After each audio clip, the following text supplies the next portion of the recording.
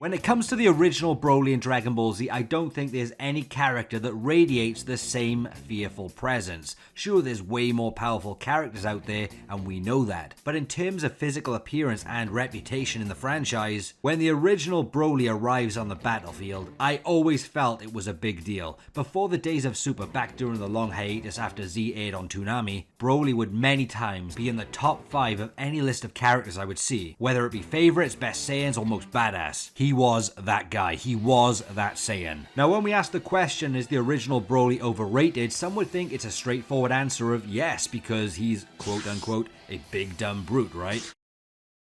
I believe the original Broly can be seen as overrated and underrated at the same time, depending on the view. But I think a more correct word for him is misunderstood, and it's from that misunderstanding that creates the split. Of course, in official media such as the video games, he is often portrayed as this one-dimensional Kakarot screaming maniac, but from the same official franchise when he was first introduced, he's also portrayed as something much more in that first movie alone. And even if you watch that movie in English, Japanese has way more depth, but in English, there's still more to Broly in that first film. Broly is underrated when you truly understand his original character. Yes, I can see why some would think he's overrated based on certain portrayals of him, and I don't think Team 4-Star helped the situation with him, even though they knew they were doing it as a joke, but some fans take their interpretation as gospel. The original Broly had one good movie out of 3. Second Coming wasn't bad, but it wasn't great either. So he is overrated based on what he's done in the story. Shows up, raises hell, then gets beat,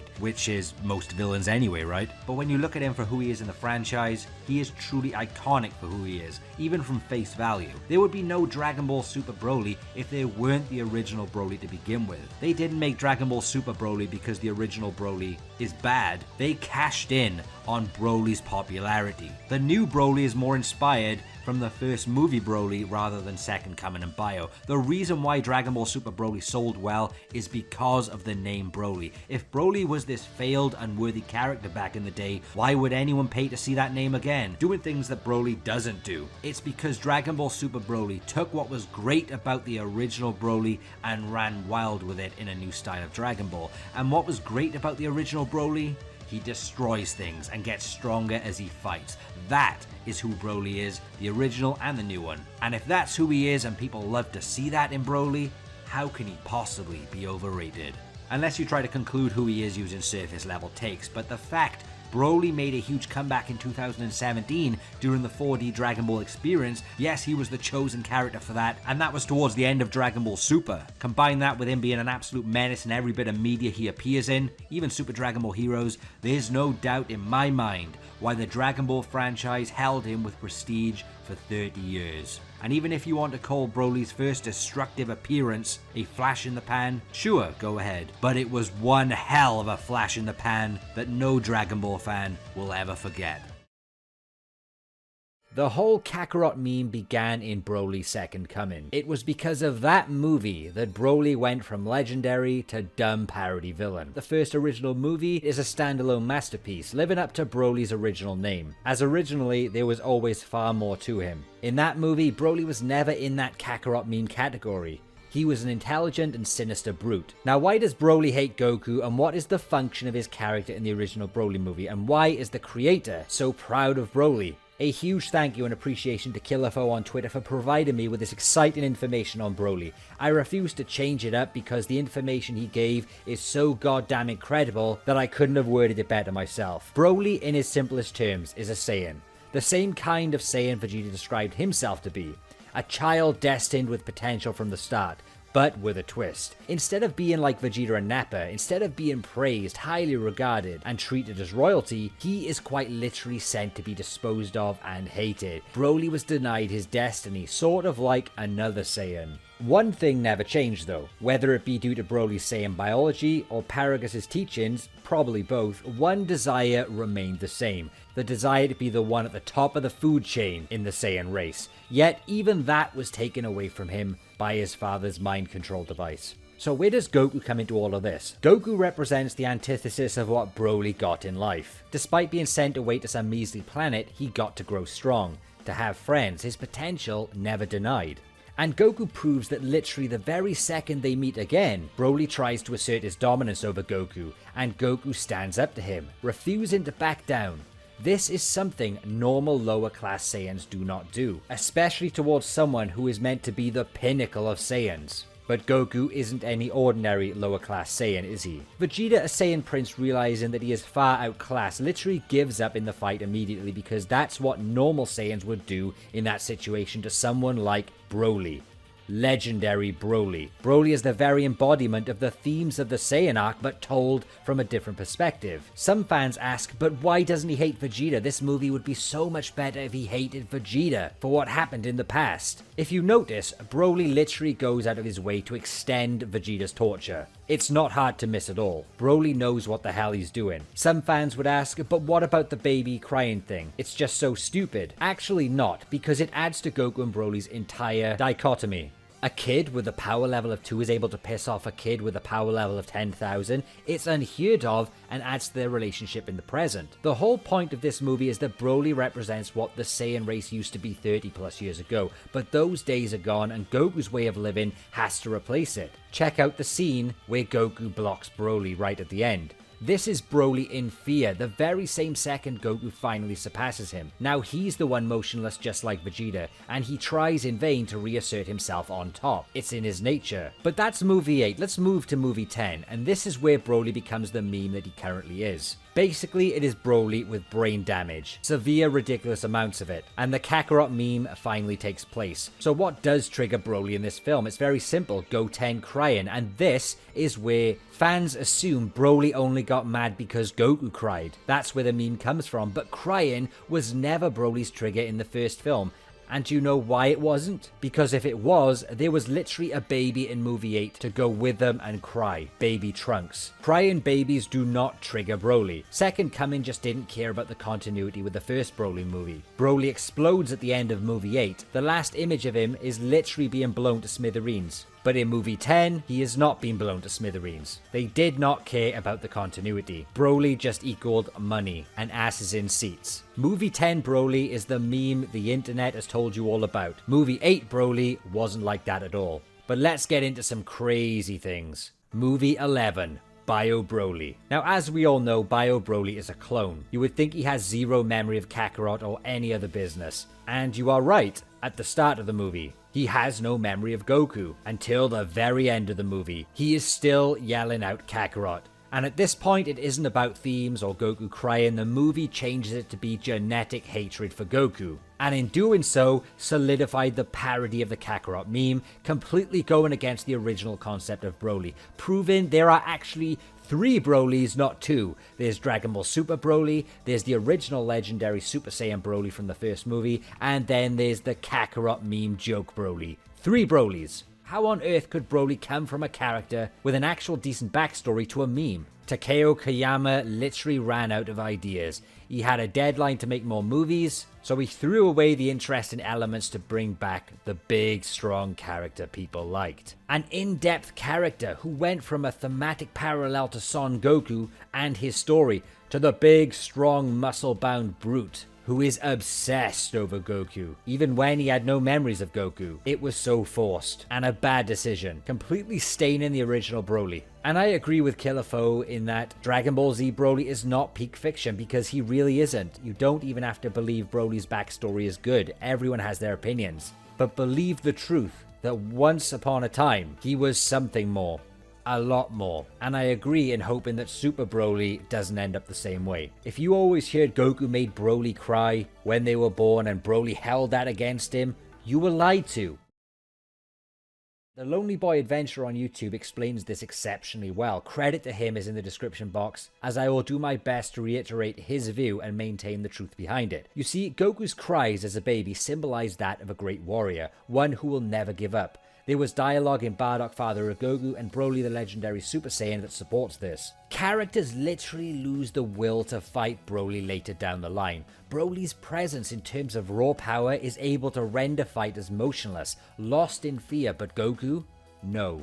Not baby Goku. You see, baby Broly wasn't concerned about the cries themselves. Noise disturbances? No. There's a lot more to it. It's what the cries actually represent. Goku constantly crying, relentless, never stopping, tenacious, a spirit that can never be broken, and was not struck in fear whilst in the presence of this godly Saiyan might of a power level of 10,000 in baby Broly. Broly's raw power cannot break Goku as it does with other Saiyans. Now these babies don't know how to use ki or sense it, right? At least with Goku. But this is more about the message than the logic of a ki sensing ability. Yes, these are just babies. They cannot fight it out. But it was definitely their first battle in a way. A struggle for dominance. They can't express themselves or communicate except through the most basic way. Crying. And in its simplest form, Goku is challenging Broly's dominated presence here, refusing to stop crying, Broly not having any control over this unyielding Saiyan. And this evolves into their battle in the future, where Goku blocks Broly's punch and Broly backs off in fear. This was the adult version of the unbreakable spirit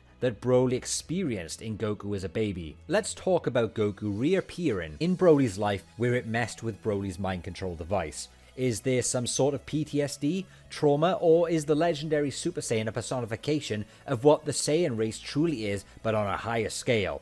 Meaning he was always going to be a destroyer based on his nature as a Saiyan and power regardless of the backstory of Goku. You have to remember, Broly licked his own blood off his face. He is a bloodthirsty warrior by nature. Goku's presence did not bring back a bad memory, but instead, as LonelyBoyAdventurer said, Goku's presence invigorated Broly's fighting spirit, causing Broly's true nature to clash with the mind control device. Broly is instinctually driven. He saved his father whilst being a baby. He recognized Goku's unyielding potential as a baby. Another key point why the cries are not a bad memory is because Broly started becoming serious before he even saw Goku's face. And to be honest, he wouldn't even physically recognize him to begin with. Broly is sensing something within Goku. And at this point, it's probably not even familiar, but just sensing a power that would not back down to his own superior power. It's even stated in the movie that Kakarot's power awakened Broly. It has nothing to do with the cries. The so-called battle when they were babies was more to do with Broly's nature and power as a Saiyan than it is to do with Kakarot personally. It was just a bad marketing choice later on, sticking the Kakarot obsession on Broly's character. It's completely wrong. The struggle in Broly's self when he comes into contact with Kakarot's power is a tug of war between the mind control device and his natural urges as a Saiyan, where they come to fruition in battle, where he loves to torture and cause pain as the legendary Super Saiyan. Not just to Goku, but to everyone. He never mentions his problem with Kakarot once. Not any time once he regained his mind. He never refers to the crying scene. No, all of his dialogue is sadistic in general. He sees himself as the alpha power. Broly exists to establish dominance at the top and break the will of his opponents.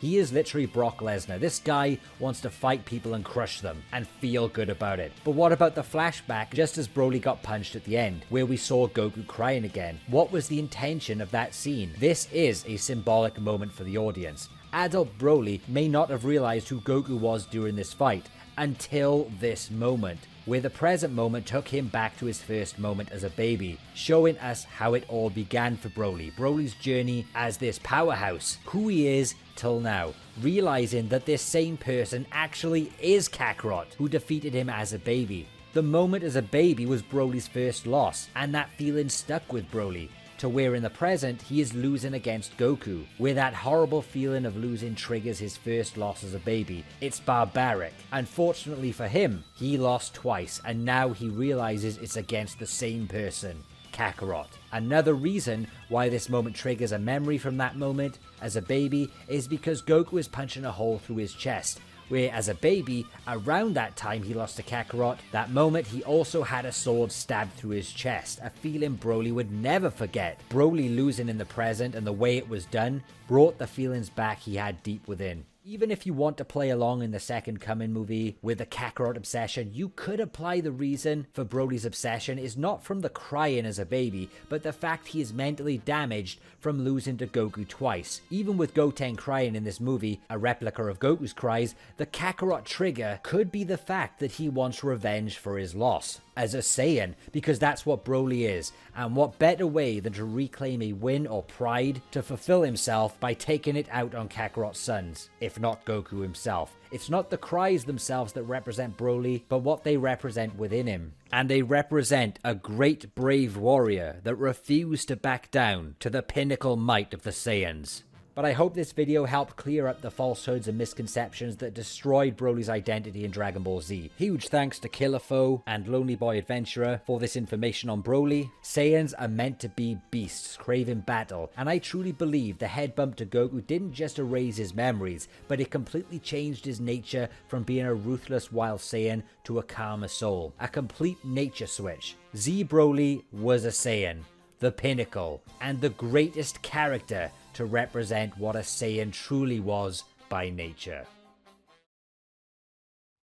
As a character, there is a lot of love and a lot of hate for Broly, and I feel a lot of the hate comes from the misunderstanding of his character, as well as being bombarded with the constant Kakarot memes and background story jokes throughout the years that weren't even present in the first movie, Broly the Legendary Super Saiyan, but they only spawned in the second movie. And today, I want to bring the prestige back to Broly, which his character rightfully deserves, and you'll find out why Broly is and always will be not just the Legendary Super Saiyan, but Dragon Ball's legendary character forever and always, and why his character from the first movie is royalty in the Dragon Ball universe. Broly is legendary in terms of his design, and although his background story isn't peak fiction, it's not as bad as some made out over the years. Now, Broly may be a Saiyan genetically, but with a twist. At birth, his legendary power level was 10,000, already hinting at the untapped potential if one were to train properly. The Saiyans were all hypocrites, especially King Vegeta, in that normally Saiyan babies were praised on their high power levels at birth to gauge what rank of Saiyan they will be. However, for Broly, he was not praised. Having what every Saiyan, including King Vegeta, thought he wanted, they actually feared Broly, thus turning on him, disposing of him, tried to murder him, his destiny denied. And what you should realize is that Broly was never born evil. He even saved his own father's life. Broly is the embodiment of destiny taken away because of jealousy and fear, losing everything at birth before he even had a chance. Throughout the movie, we hear the stories of galaxies being destroyed, and the build up to Broly is done well. We get to see this seemingly empty being who appears oddly suppressed of emotion. The moment we see Broly start to become who he's meant to be is when in the presence of Kakarot. Broly's first somewhat transformed state appeared with different hair color, with what appeared blue or purple depending on how you look at it. This form was just the tip of the iceberg, a glimpse of what was being suppressed, and even this looked and felt godlike. Was nothing like we ever seen before, but was nothing to what was really about to show itself. The Legendary Super Saiyan. No more restraints. The combination of betrayal by his own race and the control his father Paragus had over him his whole life. It all gave birth to hatred with no bounds. A being that was fully aware, where in the previous state, he showed subtle hints for a lust of destruction, but now Broly the Legendary Super Saiyan personified destruction. He's been a victim all of his life, and this was the result. Anger, hatred, suffering, to the point where all of his pain made him appear and act evil. Broly wasn't just this way because of the Legendary Super Saiyan transformation, it was also forged, maintained, and amplified by his past, as well as being in the presence of Kakarot. Even going out of his way to inflict extended torture upon everybody. Even though it's not right, Broly's destruction is somewhat justified by his past, and the true lack of love and guidance in his life to control it. He's a symbol of what happens if you lose control over a fire at a fuel station. While in the transformed Legendary Super Saiyan state, he is the most masculine Dragon Ball character that's ever existed in appearance, far taller and muscly than in his previous form. He wasn't skinny in his first forms, but in the Legendary state he is Dragon Ball's Brock Lesnar, and this made Broly's appearance more unique. He wasn't like a pink genie or a green bug or a sleek white and purple space alien. No, Broly stood on his own and turned the buff villains or joke characters into the real deal. Where most Dragon Ball Z design patterns had villains get smaller in their stronger forms like Frieza, even Cell, you could argue Kid Buu as well if you watch the anime, Broly goes in the opposite direction. He gets bigger and bigger, more muscles to go with his new strength and speed, and that concept is another reason why some label him a dumb brute. But this is far from the truth. Broly is not stupid, and he goes against the traditional villain appearance formula. Actually going back to basics more than ever, how we envision stronger beings to be, bigger and more menacing. Combined with the red sash, the golden jewelry, Broly looks like royalty. And in my opinion, how a Legendary Super Saiyan or even Saiyan God of Destruction should look. In fact, Broly is far more deserving of the title God of Destruction than most characters we know. But his appearance is only just part of the appeal of Broly. How he acts in battle is also very satisfying to watch, which explains why a lot of fans love him. His moves are so iconic. No oversaturated variations of the Kamehameha. He fights like a big bulky wrestler, grabbing and throwing his energy. And this unique style is why he's remembered and stands out from the rest. When he grabs you, you know it's all over. And when Goku powered up his Kamehameha at point blank range, and Broly just laughed it off, that entire scene summed up Broly. He milks the hell out of his design and his size to his advantage, and what's scary is, he knows it. He doesn't need to be modest. Broly exists in this form to cause as much damage as possible without reason. He doesn't need to give a 2-episode speech why he's doing what he's doing. Screw that. Broly shows you his pain, and we all know about it anyway. The legendary Super Saiyan transformation sequence was beautiful and scary, much longer than most transformations due to the movie extended time. Every moment of his is explosion worthy. And the great thing about this transformation is it feels like a prestigious transformation. You can feel the difference in battle. It's not a linear bog standard power up where someone just moves quicker and stronger just because the dialogue says so. No, Broly shows you and you feel it at the same time. The playing field changes dramatically. That's why his presence is horrifying even to this day. The green aura, the greener hair, the sound effects of his energy, it's all fitting for his state. The true Broly, revealing who he truly is deep down. The idea of Super Saiyan was passed down as this legendary form generations ago that many characters and writers had managed to humiliate as the story went on. Goku obtained the golden haired Super Saiyan, yes, as golden represents certain gods and mythologies. Super Saiyan was not about training, it was a light in their darkest hour back then. However, Super Saiyan began to get watered down and was defeated by human science. The legend was nothing more than a power-up, not something that was the most glorious power in the universe. And the stories of Super Saiyan's demise continued from there right down to the tingly back. However, Broly's introduction, whether it be the video games for you or the movie itself back then, despite how tarnished the Super Saiyan legend had been up until that point, you cannot deny Broly brought out everything that originally was great about the Super Saiyan in the past, and injected steroids into that legend, followed by dressing up that legend in all of the treasure from Aladdin's Cave of Wonders. Broly was a special type of Saiyan. It wasn't just about being a Saiyan, his form branched differently from the other linear forms, and to prove this despite having enormous muscles bigger than future Trunks, his speed was not cut, his movements were not restricted by form limitations. Despite fighting like a wrestler, he was faster than ever, and if I may, his power was constantly rising and overflowing, with no signs of stopping. Broly's power was a hole of horror, a hole where you just kept falling and falling, wondering if it's ever going to end. The legendary Super Saiyan form only possessed by Broly broke all of the restrictions of the Super Saiyan forms up until that point, where the movie was placed in the Dragon Ball Z timeline. It brought prestige back to the Super Saiyan, making it feel unbeatable once again. It towered over all other Super Saiyans, until plot made Goku, with the help of everyone's power, finally beat him with the infamous punch. The first movie was so prestigious and the second one should not associate with it in my opinion because it is where the Kakarot meme was born from. The second movie makes him one-dimensional. I'll take the first movie as a standalone. It wasn't until the second movie where Broly became a parody of himself. The dialogue from Broly, the legendary Super Saiyan, is actually really impressive as well, and quite disturbing, showing he's not one-dimensional, and perhaps Broly should have stayed dead at the end of the first movie, a demon that was overcome by teamwork, trust, and to send the message to Broly that Goku represents a new way of living compared to the Saiyans all those years ago. The destruction-hungry legendary Super Saiyan, falling by the hands of the kind-hearted Saiyan who lived differently, would have been the most fitting yet sad end for the tormented Broly, but allowed Broly to have that one final rampage after being suppressed for so long.